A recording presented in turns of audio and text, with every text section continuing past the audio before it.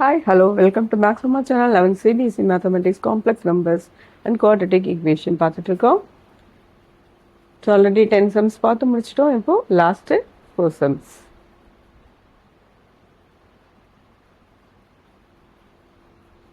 Find the multiplicative inverse of the complex number 4 minus 3i. So multiplicative inverse கண்டுபிடிக்கிறதுக்கு formula இருக்கு. So z inverse equal to mod z bar by mod z square.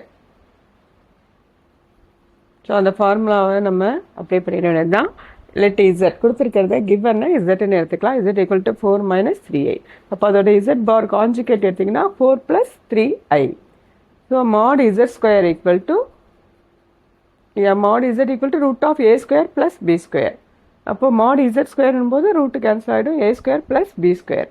ஏங்கிறது real part square, பிங்கிறது imaginary part square. I அதில் சேர்க்கக்கூடாது. ஐயோட coefficient மட்டும்தான் நம்ம எடுத்துக்கணும். So 4 square plus minus 3 the whole square. அப்போ 16 plus 9 25. அவ்வளோதான். ஃபார்முலாவில் சப்ஸ்டிட் பண்ணுவோம். Z inverse equal to Z bar by mod Z square 4 plus 3i. Z bar கண்டுபிடிச்சிட்டோம் இல்லையா? by இது 25. அதுக்கப்புறம் ரியல் பார்ட் தனியாக இமேஜினரி பார்ட் தனியாக பிரிச்சு எழுது. அவ்வளோதான். அடுத்த சம் பார்க்கலாம். Find the multiplicative inverse of the complex number root 5 plus 3i. இப்போ எப்படி அது போட்டோமோ same model. First Z equal to root 5 plus 3ஐ எடுத்துக்கலாம். அப்போ இசட் பார் எடுத்திங்கன்னா root 5 minus 3i mod Z square equal to root 5 the whole square plus 3 the square. Root 5 square பண்ணிங்கன்னா 5 ஆகிடும். 5 plus 9 14.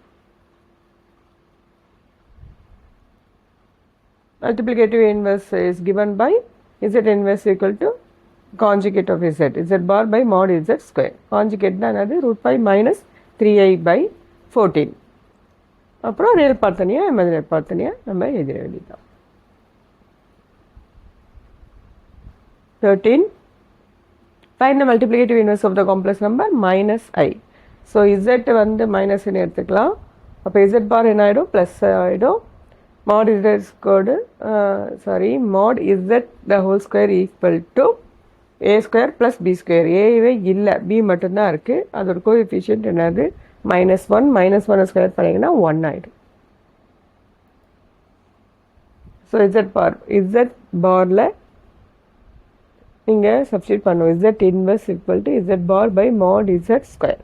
So i by 1 equal to i. So last one அந்த எக்ஸசைஸில் last some பார்க்க தான் ஐயோ என்னடா அது மேலே கீழெல்லாம் இருக்குன்னு. ஆனால் ரொம்பவே ஈஸியானது. பார்க்கும்போதே தெரியும் a plus b a minus b. So இது என்ன formula? A square minus b square. இது அப்படியே நீங்கள் ப்ராக்கெட்டை எடுத்துகிட்டு எக்ஸ்பேண்ட் பண்ணி எழுதிட வேண்டியது தான். ரூட் 3 கேன்சல் ஆகிடுது. ஓகேவா? ஈஸியாக இருக்கும் போல இருக்குது. பார்த்துருவோமா? ஸோ ஏ ஸ்கொயர் மைனஸ் பி ஸ்கொயர். ஓகேவா? இதை ப்ராக்கெட் எடுத்து எழுதியாச்சு. அப்போ மைனஸ் உள்ள போச்சுன்னா இது மைனஸ் ரூட் 3, இது ப்ளஸ் ஐ ரூட் 2 ஆகிடுது. ஏ ஸ்கொயர் அந்த ஃபார்முலா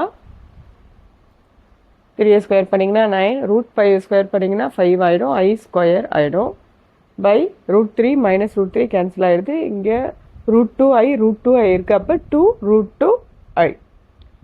அப்போ ஐ ஸ்கொயரோட வேல்யூ என்னது? -1. So 9 minus 5 into -1. இப்போ 9 ப்ளஸ் 5 ஆகிடும் இல்லையா? by root 2 root 2i. கீழே ஐ இருக்கு இல்லையா? ஸோ ஐ வராமல் இருக்கிறதுக்கு நம்ம என்ன பண்ணோம்? மறுபடியும் கான்ஜுகேட் எடுத்து மல்டிப்ளை பண்ணோம். மோனோ கான்ஜுகேட் இது. ஸோ இன்ட்டு ஐ பை ஐ. இப்போ என்ன ஆகிடும்? 14i by 2 root 2i square. 14i by ஐ ஸ்கொயர்னா ஆகிடும் -1 ஆகிடும். ஸோ 2வையும் 14 கேன்சல் பண்ணிங்கன்னா 7.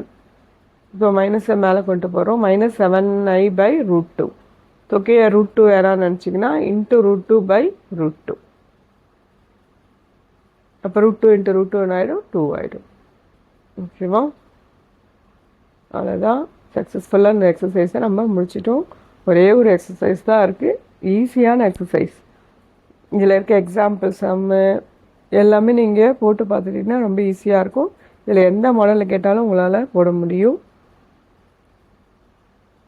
தேங்க்யூ.